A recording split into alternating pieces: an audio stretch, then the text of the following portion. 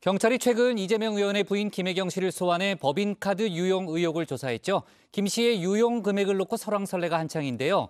이재명 의원 측은 7만 8천 원 사건이라고 규정한 반면 경찰은 적어도 2천만 원은 넘는다는 입장입니다. 국민의힘에선 경찰 측 주장을 근거로 야바위냐는 비판까지 나왔는데 관련 내용을 정치 인사에 대해서 짚어봅니다.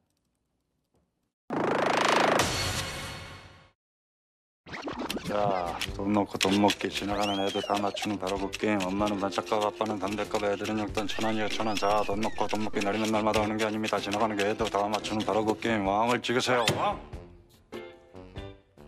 김혜경 씨의 법인카드 유용 의혹, 이재명 의원 측은 7만 8천 원 사건으로 규정을 했죠. 국민의힘에선 이 의원이 국민들의 눈을 속이려 한다고 강하게 날을 세웠는데요. 한마디로 야바위라는 겁니다. 예전에 야바위 이런 말들이 좀 있었는데요. 네. 역 앞에 가면 속임수를 써가지고 눈을 현혹시켜서 이제 돈을 빼앗아가는 그런 아주 못된 사기꾼들 7만 8천 원 사건이라고 표현했는데 그걸 보면서 네. 참 분장술이 대단하다. 정말 속임수의 귀재구나. 한편으로는 국민 알기를 우습게 한다. 실제로 이 의원과 경찰이 주장하는 법인카드 사용 금액 큰 차이가 납니다. 이 의원 측은 법인카드로 16차례 180만 원을 결제했다고 밝혔죠. 더욱 이 비용은 돌려줬다는 겁니다. 반면 수사당국은 부적절하게 쓴 결제액만 2천만 원은 된다고 봤습니다. 180만 원과 2천만 원, 누구 말이 맞는 걸까요?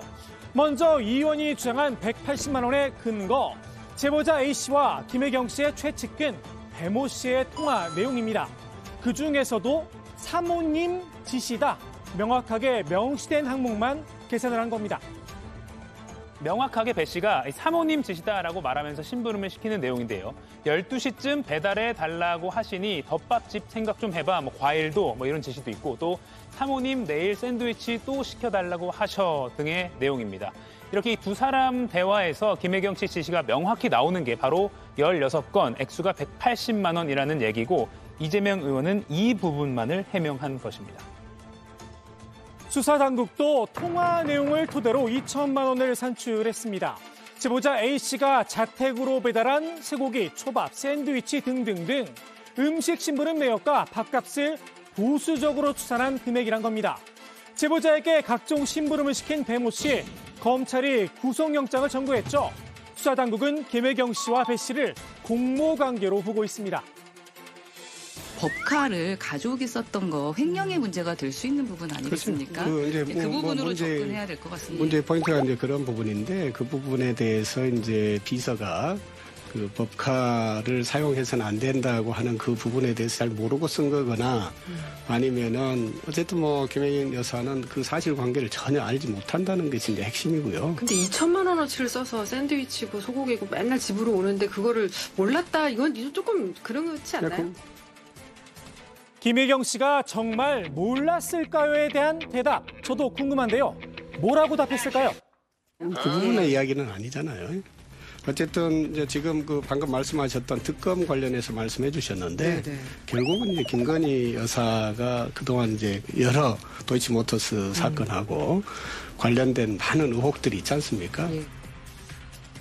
기승전, 김건희 여사는요 였습니다.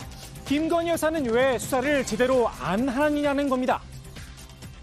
그런데 누가 봐도 김혜경 여사의 법카와 그리고 김건희 여사의 도이치모터스 주가 조작 의혹 그리고 학력 부풀리기 이번에 국민대 논문도 많이 문제가 됐는데 누가 봐도 이건 좀 비상식적이고 불공정하잖아요.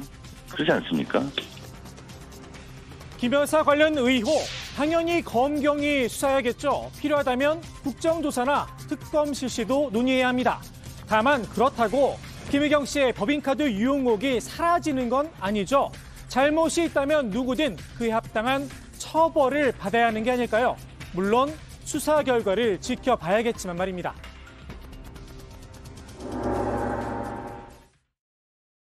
줄을 서시오.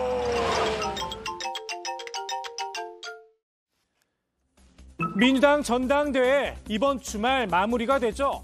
확대명 기류 속에 당대표는 이미 정해진 분위기인데요. 반면 최고위원 경선은 아직 변수가 남아 있습니다. 호남 경선을 거치며 다크호스로 떠올랐죠. 0.38%포인트 차로 6위를 달리고 있는 송갑석 후보. 커트라인인 5위 안에 들겠다. 막판 대역전극을 자신했습니다. 네, 6등인데 5등하고는 0.38% 차이, 3등하고는 1.75% 차이. 프로야구 페넌트 레이스에서 한 10경기 남았는데 3등하고 6등까지가 한 두세 게임 차이로 좁혀 있어서 이게 이제 어떻게 될지 모를 안개 속이다. 송 후보는 자신이 유일한 비수도권의 호남 후보라는 점을 강조했는데요. 최고위원 입성의 가장 큰 장벽, 이재명 후보의 줄 세우기라고 꼬집었습니다. 이재명 대표 후보께서 지역 당원 간담회를 다닐 때마다 4명의 최고위원 후보와 함께 다닙니다. 그런데 저는 역대 어느 전당대회에서도 이렇게 노골적으로 줄을 딱 세워서 함께 다니는 이런 경우는 없었다라고 생각합니다. 이 후보 당원들과 지역별로 토크 콘서트를 진행했는데요. 보시는 것처럼 친명계 최고위원 후보들과 자리를 함께하곤 했습니다. 비명계에선 지명직 최고위원을 뽑는 게 아니지 않느냐 날선 목소리를 냈는데요. 이재명 후보 본인이나 그 최고위원 후보들 이분들이 서로 약간은 이렇게 연대하거나 아니면 스크럼을 같이 짜는 듯한 그런 연출을 많이 하거든요. 저는 되게 이거 잘못됐다고 봅니다.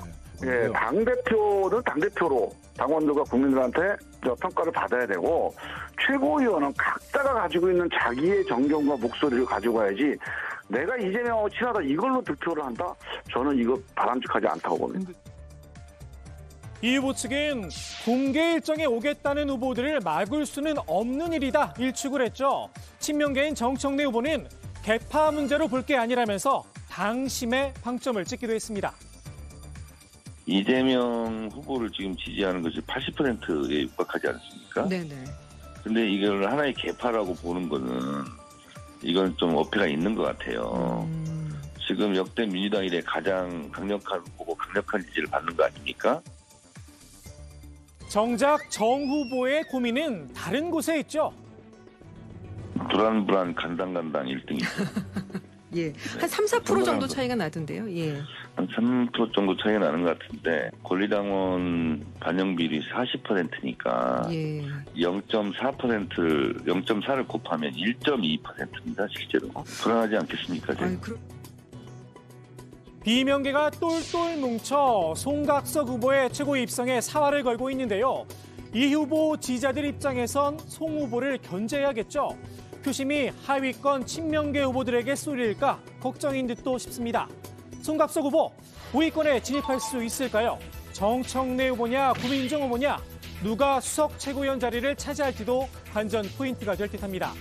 고 후보는 현재까지 유일한 당선권 내 비명계 후보죠. 이 후보 지지자들의 공격 타깃이 되기도 했는데요. 오늘의 정치인사이드, 고 후보가 직접 전한 이 후보의 에피소드로 마무리합니다.